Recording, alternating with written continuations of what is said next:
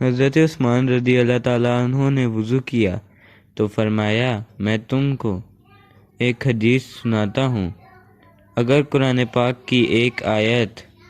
نازل نہ ہوتی تو میں یہ حدیث تم کو نہ سناتا۔ میں نے رسول اللہ صلی اللہ علیہ وآلہ وسلم سے سنا ہے کہ آپ صلی اللہ علیہ وآلہ وسلم فرماتے تھے کہ جب بھی کوئی شخص اچھی طرح وضو کرتا ہے اور خلوص کے ساتھ نماز پڑھتا ہے تو اس کے ایک نماز سے دوسری نماز کے پڑھنے تک کے گناہ معاف کر دیے جاتے ہیں۔ عروہ کہتے ہیں وہ آیت جس کا ترجمہ یہ ہے کہ جو لوگ اللہ کی اس نازل کی ہوئی ہدایت کو چھپاتے ہیں جو اس نے لوگوں کے لیے